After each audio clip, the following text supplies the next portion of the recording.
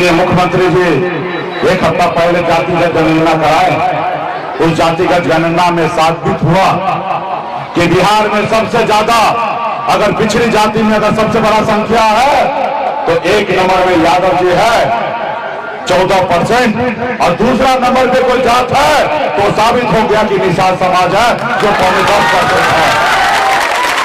आप बताइए ना, एक नंबर वाला फंस हो या 2 नंबर वाला हो, लेकिन एक नंबर वाला तो लालू जी कुर्सी पकड़ लिए, लेकिन 2 नंबर वाला को ट्रॉफी मिलना चाहिए, लेकिन आपने आज तक नहीं लिया।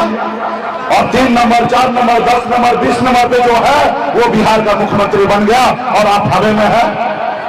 जब आप मैच होता है, जब मैच खेला जाता है तो जो जीता उसको ट्रॉफी दिया जाता है, और जो सेकंड होता है उसको भी ट्रॉफी दिया जाता है। लेकिन आप बिहार के सेकंड हैं, लेकिन आपको आज तक ट्रॉफी नहीं मिला क्योंकि आप अपने वोट को नहीं समझ पाए, अपनी ताकत को नहीं समझ पाए, जिसका कारण है कि आज आप इतना लाचार मजबूर है। भाई इसके लिए कौन जिम्मेदार है? आज हम जो आरक्षण मांग रहे हैं इसके लिए जवाबदेही किसका? जो काम 70 साल 75 साल पहले होना था उसके लिए आज हम लड़ रहे हैं।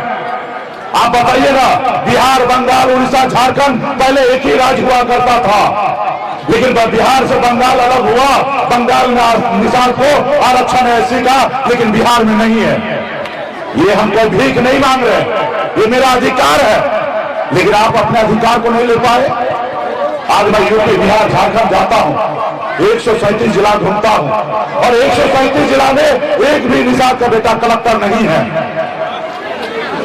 आज अगर हमें आरक्षण मिल गया होता तो आज निषाद का बेटा कलेक्टर होता, एसपी होता, एसडीओ होता, बीडीओ होता, सीओ होता, डॉक्टर होता।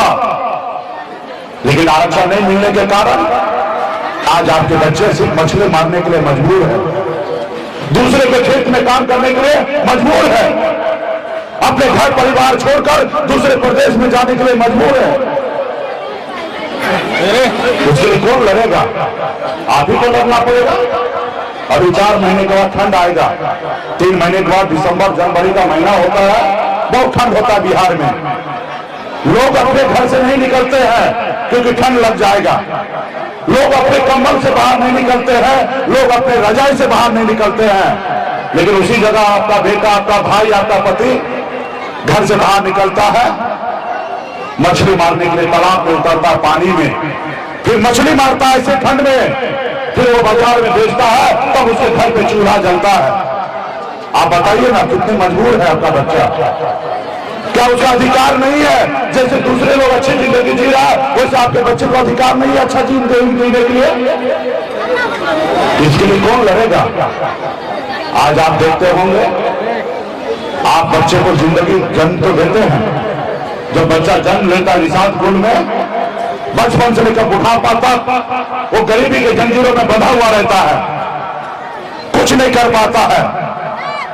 आज बिहार में निषाद ऐसा होगा, कम से कम 95% निषाद ऐसा होगा जो प्लेन पे बैठा नहीं होगा। 5% लोग बैठे होंगे। अगर बॉम्बे जाना है तो 48 घंटा धक्का खा के जाएंगे क्योंकि उसके पास पैसा नहीं है, और जिसके पास पैसा है 2 घंटे में बॉम्बे पहुंच जाएंगे। जब आपके घर पे बच्चा बीमार पड़ता है तो आप इलाज कराने के लिए आपके पास पैसा नहीं होता है, आप जाते हैं सरकारी हॉस्पिटल में, धक्का खाते रहते हैं, आपके बच्चे का इलाज नहीं होता है। और बहुत सारे माता बहन जो है अपने बच्चे को अपनी गोद में दम तोड़ते हुए देखते रह जाता है, वो कुछ नहीं कर पाता क्योंकि उसके पास पैसा नहीं होता है।